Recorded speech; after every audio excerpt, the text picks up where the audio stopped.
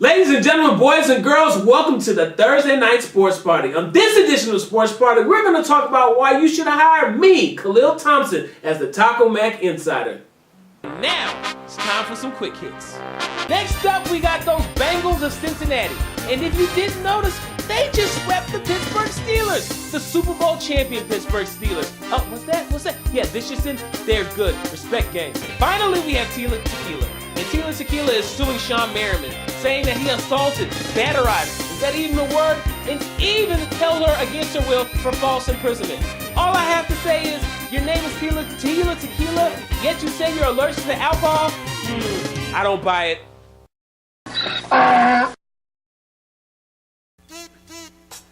First up in the redonkulous, we got Floyd Landis. And the man who won the Tour de France a couple years back has an international arrest warrant for him. That's right, international.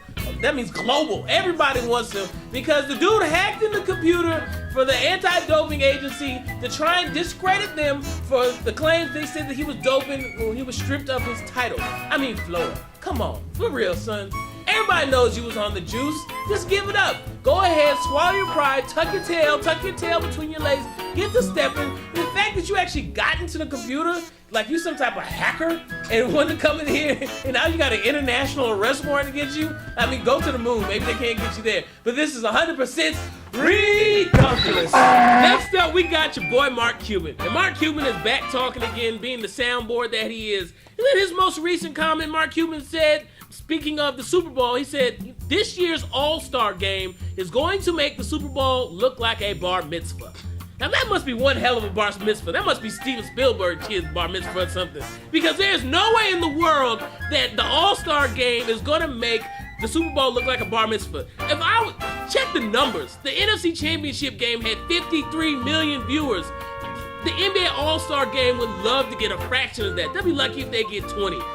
You know what, Cuban? You need to shut up because these comments are 100% ridiculous. Next up, we got the Saints, and well, specifically their fans. Now, we all know that these Budat fans are a little bit crazy, and they're really excited that their team made it to the Super Bowl. But one man is willing to sacrifice the most important thing of all time, his left testicle. That's right, this Craigslist ad right here says that a young man is willing to give up his left testicle for Super Bowl tickets. And his remarks are that it's above average size and in good health. I certainly do hope so. Next up, we got a subject that's so terrible, it's terrific.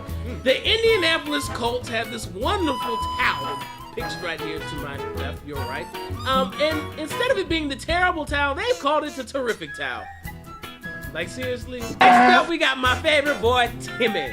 Tim Tebow, my boy, he does not know how to pass the football. So, you know, there's this thing that we do in football called 7-on-7. It's when DBs and receivers basically play each other without the linemen. The whole purpose of being called passing league, 7-on-7, is because you're supposed to pass the ball. That's the name. Well, Tim Tebow, while at Senior Bowl practice, he lined up in the 7-on-7, scanned the field, didn't see anybody, and tucked the ball and ran. I mean, come on, son. You gotta know something about football. I mean, your entire years at Florida, y'all never did 7-on-7. Clear. You know that you're not supposed to run? Cleo, if God told you to run it, wouldn't you? This is not about God. This is about Tim Tebow being 100% ridiculous. Next up, we got Jamarcus Russell, and they finally benched him for the pigeon. If you don't remember on Team SB a couple weeks back, we showed Jamarcus Russell playing alongside the great pigeon who ran kickoff coverage and played outside contain. Well, they have benched Jamarcus Russell. Part of the reason he's been benched is because of this little stat right here. Okay, there's two rookie receivers that the Raiders had this year. One, Darius Hayward-Bay, that guy, and then one, Troy Murphy. Lewis Murphy, not Troy Murphy. Ding, ding, ding, Florida alum. Now, Jamarcus Russell has thrown at both these receivers combined 81 times. On those 81 attempts, he has completed 22. 22! I can't even, that math is so mind-boggling, I can't even calculate it. I just know that that is an absolutely terrible percentage, and the fact that this is what the first overall pick in the NFL draft produces is 100% ridiculous. Redonkulous. So we got this young man in Kentucky, and he was suspended from school. Put on school assignment suspension for the haircut that he had. I mean, just take a look at the picture over here.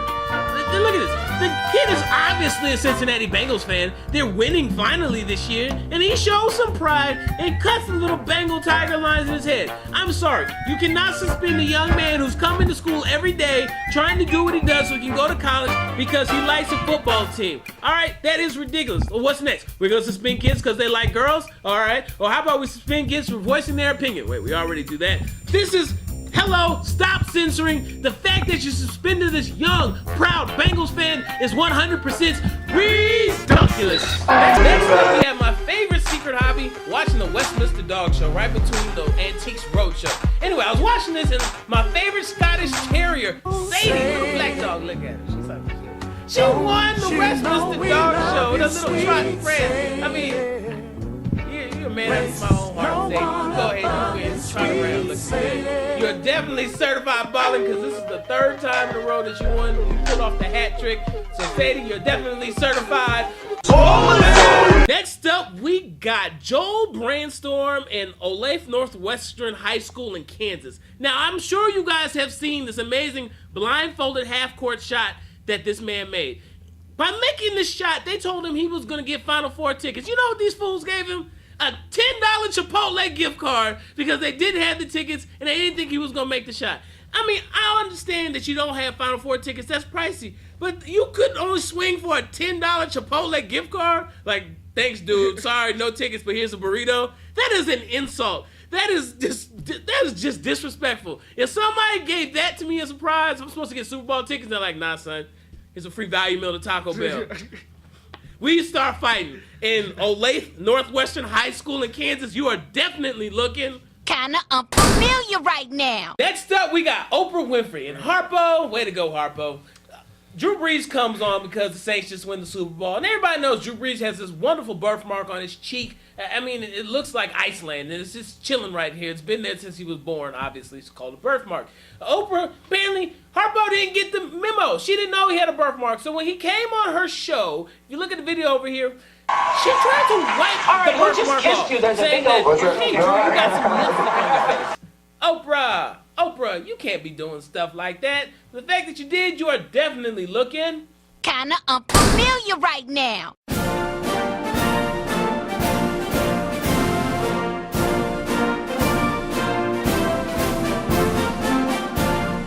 First up in Executive Decisions, Khalil. Yes. You are Raiders Cesar and the well-known Tyron Al Davis. Yes. You're about to trade Nadi Asma why. You know why I'm about to trade him? Because I just signed Nandi to this monster deal that made him the highest paid cornerback ever. You know why I'm going to trade him? Because I'm Al Davis, I own the team, and I can do whatever the hell I want. Second reason I'm going to trade him is because he doesn't like gold chains and jumpsuits. I like those type of things. The third reason I'm going to trade him is because I need to free up some money to pay Jamarcus Russell. I mean, this dude's an excellent player. Haven't you seen his stats? He threw for like 200 yards last season on 17 completions. Just for the season. I got to pay this man. I got to give him a bonus.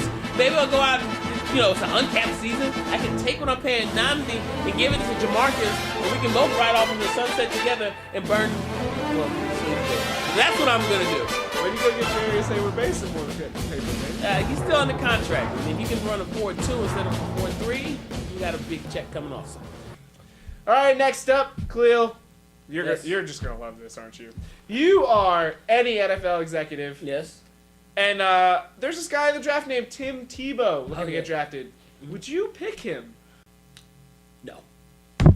You started boxing when you were 10 years old. What about the sport intrigued you to make you want to pursue it professionally? Well, I just always loved boxing. You know, when I was 5 years old in Head Start, I just always loved to fight. And so I beat up a boy at school, knocked his tooth out, and his mother tried to sue my mother, at 5. So that just shows you how long I've always loved to do this. And I just really like fighting. And it wasn't that I like to fight because I like to bully people. I used to watch Muhammad Ali and watch Sugar Ray Leonard on TV. And so I would emulate what I saw them doing, especially Ali. And then Ali was talking, he was very confident, and they say he was pretty, and and he's pretty, he's young, he's fast, and can't possibly be beat.